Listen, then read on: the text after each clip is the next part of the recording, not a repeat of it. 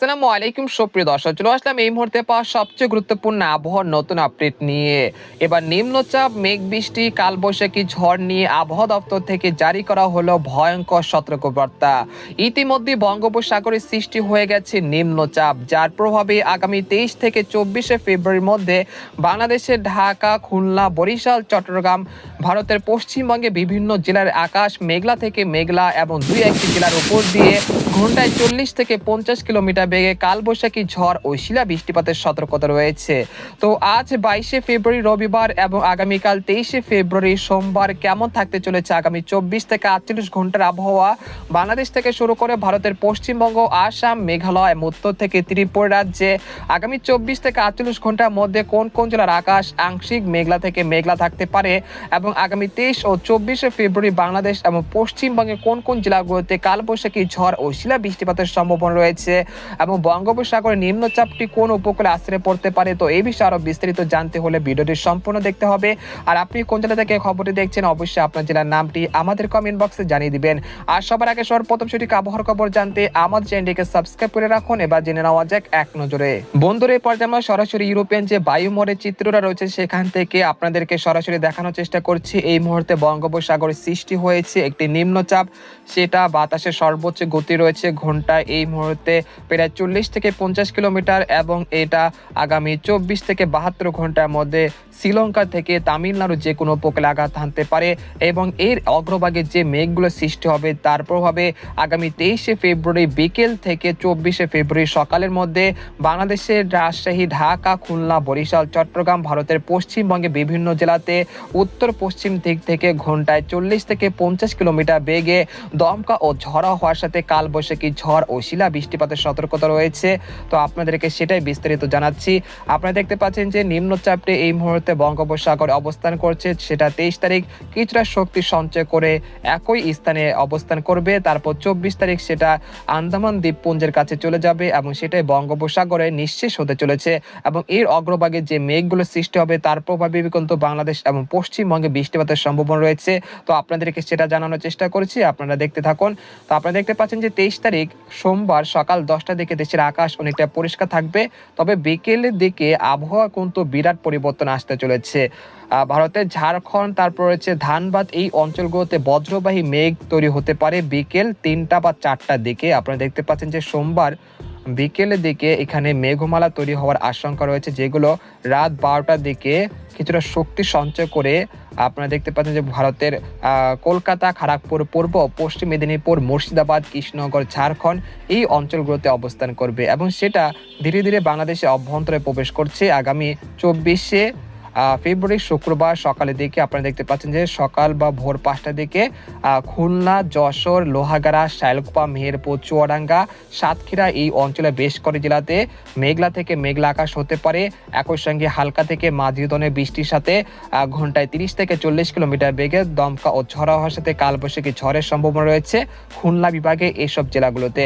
এছাড়া পশ্চিমবঙ্গের কলকাতা, কলাঘাট, খড়গপুর, আরামবাগ, চন্দননগর, শান্তিপুর, বর্ধমান, কাটোয়া, মুর্শিদাবাদ, কৃষ্ণনগর এই অঞ্চলগুলোতেও কালবৈশাখী ঝড়ের সম্ভাবনা রয়েছে 24 ফেব্রুয়ারি মঙ্গলবার ভোরের দিকে।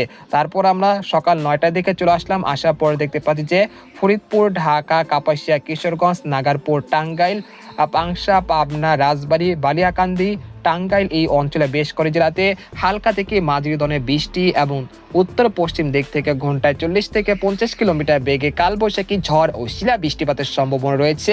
এই সময় ময়মনসিংহ, সিলেট বিভাগের আকাশও অনেকটা মেঘলা থেকে মেঘলা থাকার সম্ভাবনা রয়েছে। এরপর 24 তারিখ বিকেলের দিকে দেখা যাচ্ছে খুলনা, বরিশাল বিভাগের 2-1টি জেলাতে হালকা থেকে মাঝারি ধরনের বৃষ্টিপাতের সম্ভাবনা রয়েছে।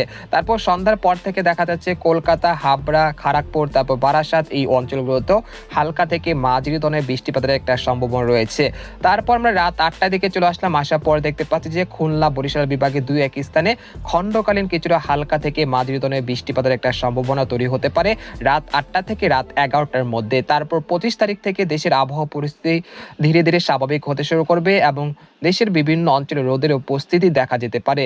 এরপর আমরা দেখতে পাচ্ছি দুপুর 2টার দিকে ঢাকা, খুলনা, বরিশাল এই অঞ্চলের আকাশ অনেকটা পরিষ্কার থাকতে পারে 25 তারিখ। তারপর 26 তারিখ থেকে দেশের আকাশ অনেকটা পরিষ্কার হয়ে যেতে পারে। তারপর একেবারে 1 মার্চ পর্যন্ত দেশের আকাশ অনেকটা পরিষ্কার থাকতে পারে। তারপর 1 মার্চে দেখা যাচ্ছে খুলনা, বরিশাল, চট্টগ্রাম বিভাগের 2-1টি স্থানে হালকা থেকে মাঝারি ধরনের ঘন কুয়াশা দেখা মিলতে পারে সকালের দিকে, তবে তা বেলা বাড়ার সাথে সাথে কেটে যেতে পারে। এছাড়া আগামীকাল অর্থাৎ 22শে ফেব্রুয়ারি কিরকম আবহাওয়া থাকবে সেটা এক নজরে জানিয়ে দিচ্ছি। 22শে ফেব্রুয়ারি দেশের আকাশ অনেকটাই পরিষ্কার থাকতে পারে, দেশের কোথাও বৃষ্টিপাতের সম্ভাবনা নেই। সকাল থেকে সন্ধ্যা পর্যন্ত দেশের বিভিন্ন অঞ্চলে রোদের উপস্থিতি দেখা যেতে পারে। 23 তারিখ সকাল থেকে দুপুর বা বিকেল পর্যন্ত দেশের আবহাওয়া পরিস্থিতি স্বাভাবিক থাকলেও দুপুরের পর থেকেই কালবৈশাখী ঝড়ের সম্ভাবনা তৈরি হবে এবং সেই কালবৈশাখী ঝড় সন্ধ্যা 6টা থেকে 24 তারিখ ভোর সকাল 6টা বা 8টা পর্যন্ত রাজশাহী, ময়মনসিংহ, ঢাকা, খুলনা, বরিশাল, ভারতের পশ্চিমবঙ্গের বিভিন্ন জেলাতে বৃষ্টিপাত হতে পারে। তারপর 25 তারিখ থেকে দেশের আবহাওয়া পরিস্থিতি ধীরে ধীরে স্বাভাবিক হয়ে আসতে পারে এবং একেবারেই আগামী 1 মার্চ পর্যন্ত দেশের আবহাওয়া পরিস্থিতি স্বাভাবিক থাকতে পারে। এরপর আপনাদেরকে জানিয়ে দেবো যে ইউরোপিয়ান যে মেঘমালার যে চরম পূর্বাভাসটি রয়েছে সেখান থেকে দেখানোর চেষ্টা করছি।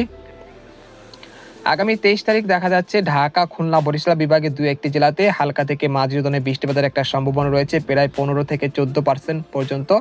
আর যদি তাপমাত্রার যে পূর্বাভাসটা যদি বলি, এই মুহূর্তে ঢাকা, ময়মনসিংহ বিভাগের বেশ কয়েক জেলাতে তাপমাত্রা কিন্তু বৃদ্ধি রয়েছে, অর্থাৎ 2 থেকে 3 ডিগ্রি সেলসিয়াস পর্যন্ত বৃদ্ধি রয়েছে। তারপর 22 তারিখে সেম পরিস্থিতি থাকতে পারে। তারপর 23 বা 24 তারিখে দেখা যাচ্ছে যে তাপমাত্রা প্রায় ঊর্ধ্বমুখী থাকার সম্ভাবনা রয়েছে ঢাকা, খুলনা, বরিশাল এই অঞ্চলগুলোতে।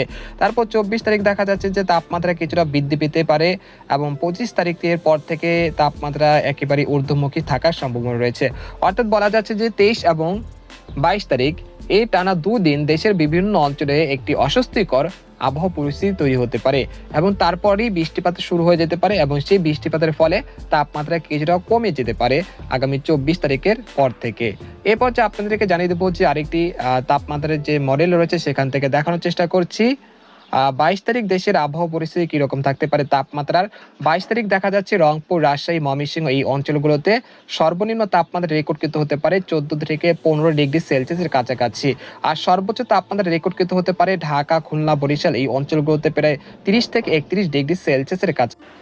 এরপর 23 তারিখ দেশের সর্বোচ্চ তাপমাত্রা দেখা যাচ্ছে এখানে ঢাকা, খুলনা, বরিশাল এই অঞ্চলগুলোতে প্রায় 32 থেকে 33 ডিগ্রি সেলসিয়াসের কাছাকাছি চলে যাচ্ছে। অর্থাৎ বলা যাচ্ছে যে গরমকালের মতো, অর্থাৎ যে গ্রীষ্মকালে যে সর্বোচ্চ তাপমাত্রা উঠে যাচ্ছে সেরকম কিন্তু একটি পরিস্থিতি তৈরি হতে যাচ্ছে। আমরা কিন্তু শীতকাল কিন্তু ইতিমধ্যে বিদায়ের পর্যায়ে চলে গেছে, সেই বিদায় লঙ্ঘে কিন্তু তাপমাত্রা ঊর্ধ্বমুখী হতে শুরু করেছে এবং যার ফলেই কিন্তু বৃষ্টিপাতের সম্ভাবনার সূচনা হতে যাচ্ছে আগামী 23শে ফেব্রুয়ারি বিকেল বা সন্ধ্যার পর থেকেই এবং সেই বৃষ্টিপাত আগামী 24 তারিখ পর্যন্ত চলমান থাকতে পারে। এতে করে তাপমাত্রা কিছুটা কমে যেতে পারে আগামী 24 তারিখের পর থেকে। এরপর আবারও 25 তারিখের পর থেকে তাপমাত্রা আবারও ঊর্ধ্বমুখী হতে শুরু করবে এবং সেটা মার্চ মাসের প্রথম সপ্তাহ বা দ্বিতীয় সপ্তাহের দিকে তাপমাত্রা আরও অনেকটা বৃদ্ধি পাওয়ার আশঙ্কা রয়েছে।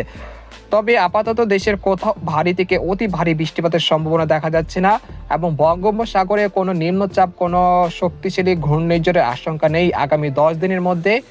তাই আপনারা যারা মৎস্যজীবী রয়েছেন তারা সমুদ্রে যেতে পারেন, কোনো সমস্যা নেই ইনশাল্লাহ। তো আজকের খবর এখানে শেষ করতে চাচ্ছি। সবাই ভালো থাকবেন, সুস্থ থাকবেন আর ভিডিওটি শেয়ার করে দিন।